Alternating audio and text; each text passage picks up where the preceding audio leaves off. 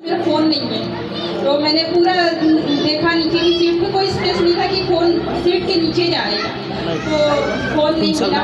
फिर ये थोड़ी देर में वॉशरूम के जूते पहन के, तब जूते में कुछ नहीं था, वापस आए, इन्होंने क्या किया 139 नंबर पे FIR कटवा दी। तो फिर काफ़ी फिर मेरे मन में आया, मैंने कहा परमेश्वर, मैंने कहा सावित्री का फ़ोन खो गया था, मैंने कहा बस में, मैंने कहा बुलंदशहर चला गया था, तो मैंने कहा मेरा तो यही खो गया है। तो फिर उसके बाद मेरे मन में आ रहा था फ़ोन कहीं नहीं गया है, फ़ोन यहीं पे है। तो फिर ये कह रहे थे कोई बात नहीं, मैं नया फ़ोन ले दूँगा।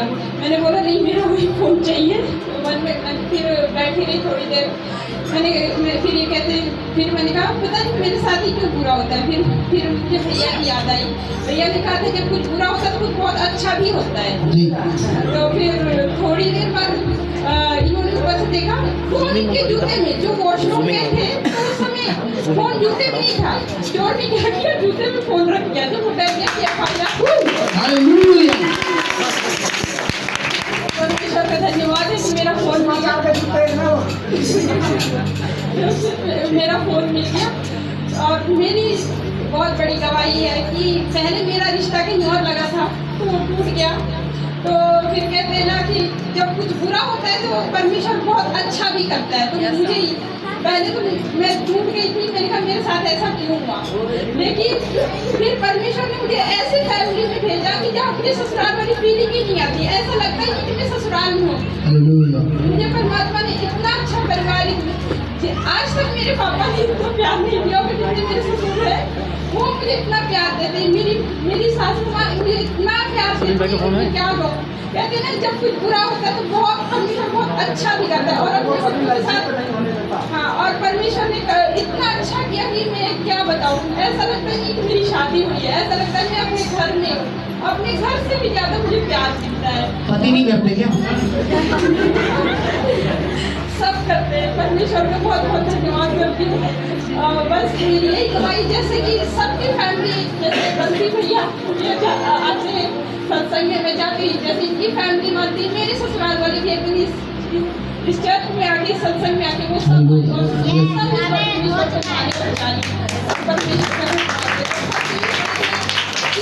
प्रार्थना करें कि वो सब लोग यहाँ पे आए और परमेश्वर को जाने। हालेलुया। पास्टर जी बहुत बड़ी गवाही है। 14 साल से इस गांव में इनका घर नहीं बन पा रहा था, तो इन्होंने छिपा के 50,000 रुपए रखे हुए थे अपने परिवार से उस घर के लिए। और ये बता रही है कि जब वहाँ गई गांव में तो उस मिस्त्री को दिखाया तो उसने क्या 80,000 रुपए मांगे कि इसको बनाने के लिए 80,000 रुपए लगेंगे। पर इन्होंने जो भी वहाँ पे वेस्टेज निकला उनको बेचा तो 10,000 60,000 हो गए इनके पास टोटल, पर 80,000 मांग रहा था वो। और इन्होंने तभी प्रार्थना की और उस जो 50,000 रखे थे उसमें भेंट निकाल के गई थी और पास्टर जी से प्रार्थना करा के गई थी कि इन्हीं पैसों में मेरा घर बनना चाहिए, और जब मैं वहां से आऊं तो इन्हीं पैसों में क्या लौट के आऊं। और यहाँ से छोटी गाड़ी में गए थे ये, और बता रही है कि उन 60,000 में ही इनका घर भी बन गया और वापसी भी क्या यहाँ आ गए हैं। और हमेशा आंटी ने किराए के लिए भी मना नहीं किया, आज तक किराया देती हैं, आदर करती हैं। और प्रभु के वचन में लिखा है ना, जो प्रभु के दासों को एक कटोरा पानी भी अगर पिलाएगा तो उसका फल वो कभी खुलेगा नहीं। ये बहुत बड़ी आशीष है। मम्मी की जो गवाही सुन रहे थे, आज के पीरियड की बात करूँ थोड़ा सा, आज के पीरियड में ना सोने की जब बात आती है तो सोना एक बहुत इंपॉर्टेंट चीज हो गई है और बहुत महंगी भी चीज है, हर कोई नहीं दे सकता। समझ रहे हैं, ये बहुत बड़ी बात होती है कि हृदय की बात होती है। इससे ये पहचान होती है कि उसका हृदय परमेश्वर ने जितना हो सकता है जो सोने की चीज भी प्रभु के दासों को दे दे। बंसी को जब गवाही सुनते हैं लोग कहते हैं बंसी को अगर डायमंड की अंगूठियां मिल रही हैं, उनके हर साल 1000 की जगह लाखों रुपए के काम बन रहे हैं, कारण क्या है? सोने की अंगूठी के लिए मैं खुद रोकर हाथ जोड़ दिए थे, मैंने कहा मुझे नहीं चाहिए, मगर उन्होंने कहा कि मैं दूंगा। मेरे भाई है विजय भाई, उन्होंने दर्शन देखा था, उन्होंने कहा कि भैया को आप अंगूठी दे रहे हैं और वो आपकी अलमारी में रखी है कोई, और जबकि इनको शादी की अंगूठी मिली रही है कि अंगूठी बेचारे के पास वो भी हल्की सी, वो उन्होंने कहा कि अब दूंगा, जो मेरे मन में आ गया तो देना है। और ये दोनों पति पत्नी माँ ने नहीं दे दिया। आज वही चीजें आशीष है हम उनके जीवन में देखते हैं, ये हकीकत बात है। परमेश्वर आशीष करे। और दूसरी गवाही है पूनम सिस्टर की कि वो बता रही थी कि छोटी गाड़ी में गई थी और उनकी चाह थी कि वो बड़ी गाड़ी ले, तो दे नहीं पाई। पिछले महीने उनके बेटे ने थार लिया।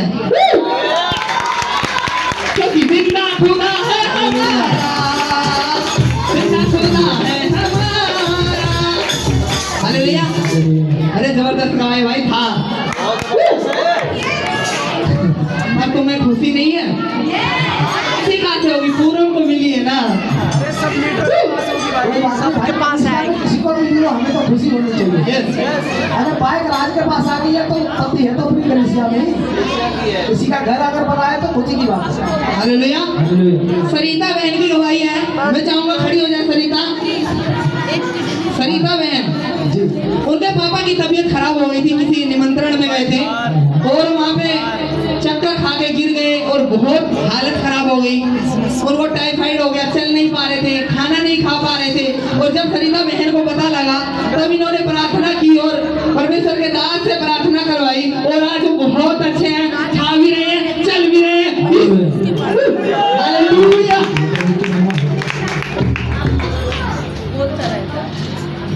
और पास्टर जी दूसरी गवाही ये है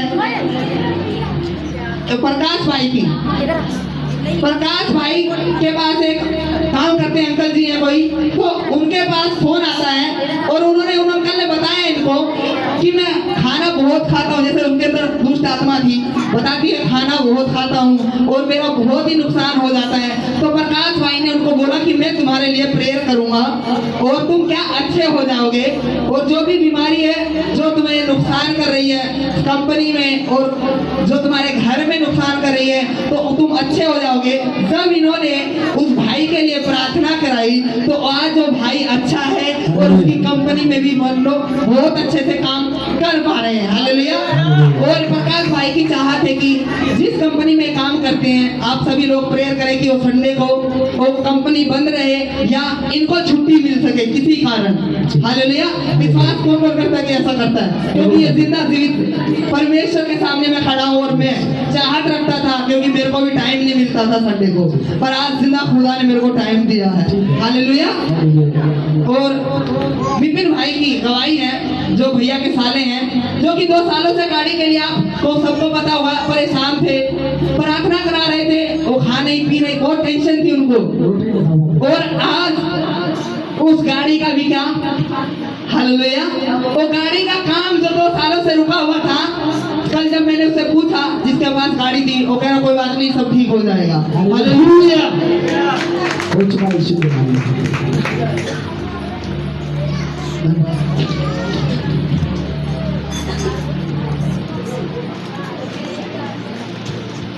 पास्टर जी एक बहुत बड़ी गवाही है जो कि धनंजय एक बार खड़े हो जाएंगे। ये नाइट प्रेयर में रुके हुए थे भाई, किसने देखा था इन भाइयों को? कितनी हालत खराब थी इनकी, किसने देखा था? ये नाइट प्रेयर में रुके थे। हालेलुया। मैं बताना चाहता हूँ कि ये चल नहीं पा रहे थे और जब नाइट प्रेयर में रुके और आज ये रिक्शा भी चला रहे हैं।